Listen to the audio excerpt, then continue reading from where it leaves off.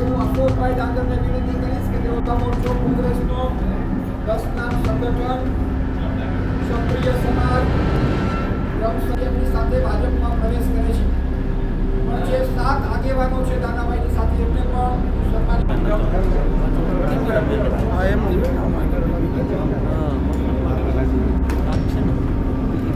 ભારત માતા કી જય।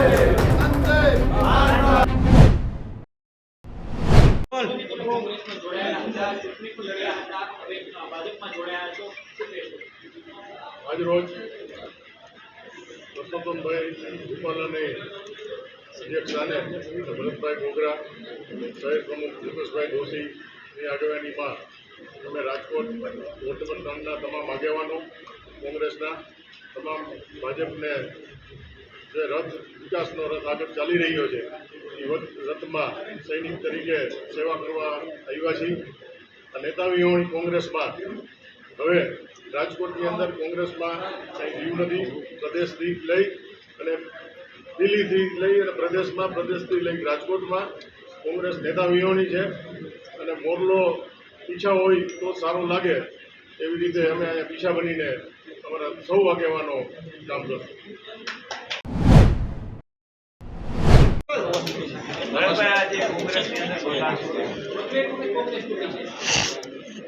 નમસ્તે મિત્રો, આજે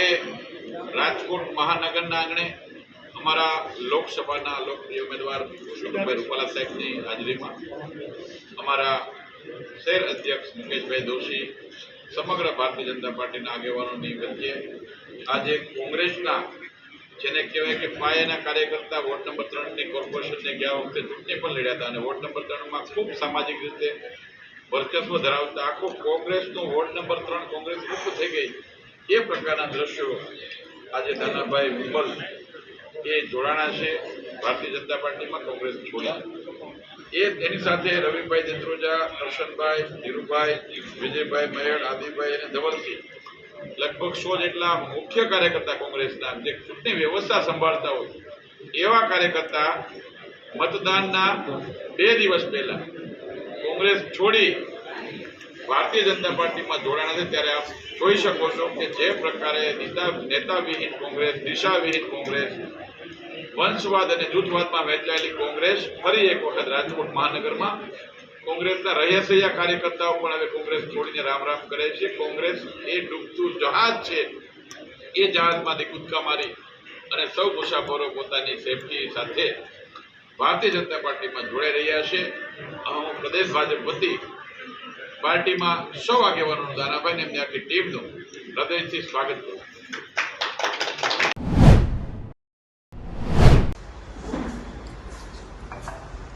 આજરોજ રેલનગર ક્ષત્રિય સમાજવાડી ખાતે અમે બધા ભેગા થયા છીએ અને જે ન્યૂઝમાં અત્યારે બતાવવામાં આવી રહ્યું છે કે કોંગ્રેસના વોર્ડ નંબર 3ના આગેવાન દાનાભાઈ ઉંબલ જે કોંગ્રેસમાંથી ભાજપમાં જોડાણા છે તેની સાથે જેને તે કાર્યકર્તાનું જે લિસ્ટ આપ્યું છે તેમાં 15 થી 20 ક્ષત્રિય યુવાનોના નામ જોડેલા છે, પણ એ યુવાનો ખરેખર તેની સાથે જોડાયેલા નથી। આ એક ગુમરાહ કરવાની વાત છે અને તમામ યુવાનો જ અમારી સાથે હાજર છે અહીંયા ક્ષત્રિય સમાજવાડી ખાતે, જેની સર્વે નોંધ લેવી। હવે એમાં જે લિસ્ટમાં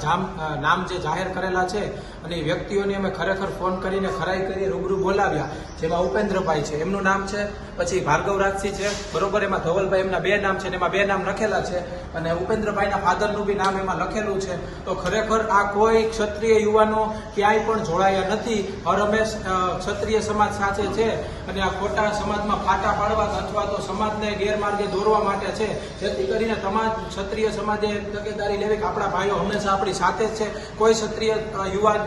કોઈ જોડાયો નથી ભાજપમાં, બરોબર છે ઉપેન્દ્રભાઈ? ભાર્ગવભાઈ, અમે અમારા સમાજ સાથે જ છીએ, અમે કોઈ ભાજપમાં જોડાયેલા નથી।